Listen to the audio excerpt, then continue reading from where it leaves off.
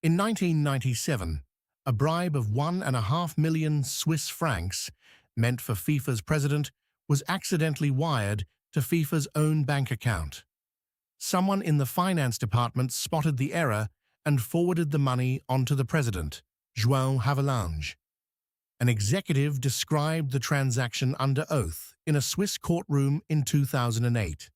The money came from International Sport and Leisure, the company that sold FIFA's television and sponsorship rights, founded in 1982 by Horst Dassler of the Adidas family. Between 1989 and 2001, ISL paid at least 138 million Swiss francs in bribes to sports officials, and its accountants recorded the payments as commissions. When the company went bankrupt in May 2001, owing roughly $300 million, the liquidators combing its books for recoverable assets found the list of who the commissions had gone to. Hold on to that list. It ends up on television, and then on the FBI's desk. None of it was illegal in Switzerland. Bribing a private individual was not a crime there at the time, and football officials counted as private individuals, because FIFA is registered under Article 60 of the Swiss Civil Code as a non-profit association, the same legal category as a village choir or an alpine hiking club. Through the 1990s, a Swiss company could deduct bribes from its taxes as a business expense. If you had handed a football official a briefcase of cash in Zurich in 1995, you had broken no law and possibly lowered your tax bill. A cantonal prosecutor pursued the ISL money anyway, and in 2010, the case was closed in exchange for repayments totaling 5.5 million francs, 500,000 of it from Havelange personally. The settlement order stayed sealed until July 2012, when a court released it after news organizations sued.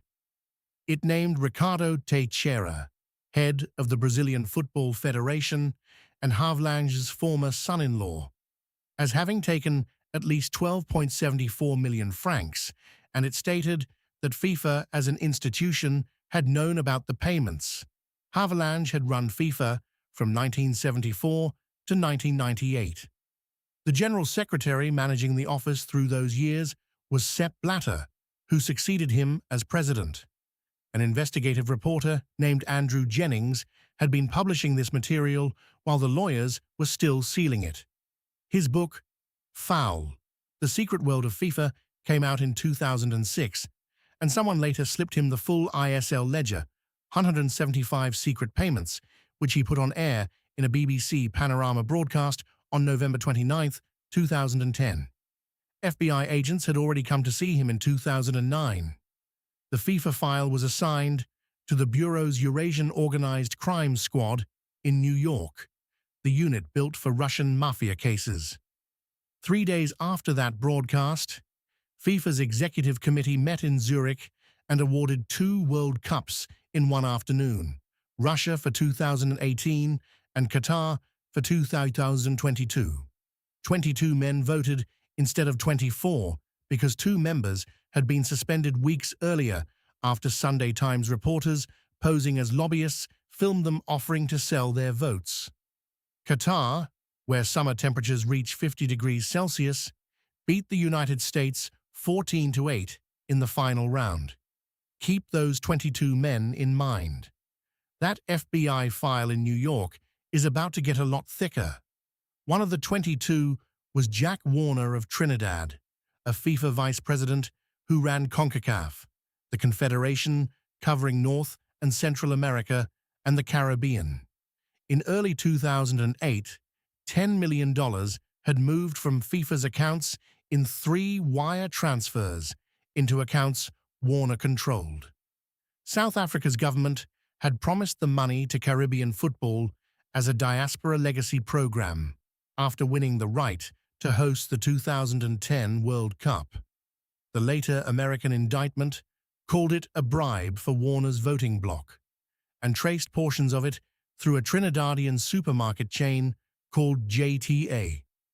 In May 2011, Mohammed bin Hammam, the Qatari executive who had decided to challenge Blatter for the FIFA presidency, flew to Port of Spain and handed Caribbean officials brown envelopes containing $40,000 each, close to $1 million in cash, distributed in a hotel boardroom.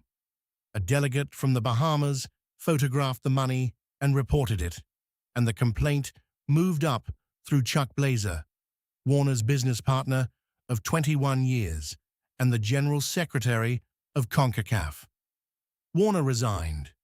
FIFA dropped its case against him with a statement noting that the presumption of innocence was maintained. Bin Hammam was banned for life.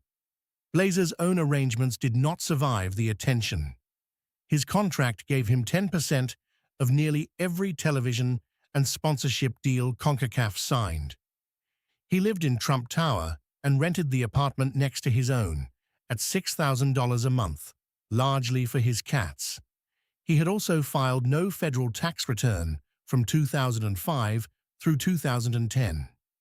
In the summer of 2011, an FBI agent named Jared Randall and an IRS agent named Steve Berryman intercepted him on East 56th Street in Manhattan, riding his mobility scooter to dinner, and offered him the choice between cooperation and arrest. The scene is reconstructed in Ken Bensinger's 2018 book, Red Card. Blazer chose cooperation, pleaded guilty in secret to 10 federal counts, and at the London Olympics in 2012 recorded his fellow football officials through a microphone hidden in a modified keychain. The arrests came at dawn on May 27, 2015, at the Beau Lac, the lakeside Zurich hotel where FIFA's leadership stays during its Congress. Plainclothes Swiss police walked 7 officials out, while hotel staff held up bedsheets to shield them from photographers. The same morning in Brooklyn, Attorney General Loretta Lynch unsealed a 164-page indictment, 14 defendants, 47 counts, roughly $150 million in bribes over 24 years, built on RICO, the 1970 statute written to dismantle the mafia. American jurisdiction rested on the fact that the bribes had traveled as wire transfers through banks in New York. Blatter was not among the men arrested, and 2 days later, FIFA's Congress re-elected him to a 5th term as president. 4 days after that, he announced he would step down. In December 2015, FIFA's Ethics Committee banned him over a payment of 2 million francs to Michel Platini, made in 2011 for advisory work Platini had performed between 1999 and 2002. Both men described the arrangement as a verbal contract. A Swiss court acquitted them of fraud in 2022. Under American law, the charge that held everything together was honest services fraud. The officials had deprived FIFA of their loyal work, which made FIFA, the organization, the legal victim of the scheme. The Department of Justice followed that logic to its end, and in 2021, it awarded $201 million of the money seized from the convicted men to FIFA and its confederations as compensation. More than 24 defendants pleaded guilty. Jack Warner, 11 years after his indictment, is still in Trinidad, fighting extradition. Remember the president who got that misdirected bribe back at the start? His ending is different from everyone else's. Havelange had already left. He resigned as FIFA's honorary president in April 2013 at 96, when the Ethics Committee finally ruled on the ISL bribes, payments it called reproachable but, under the Swiss law of the day, not criminal. He died in Rio de Janeiro 3 years later, at 100, never charged with anything.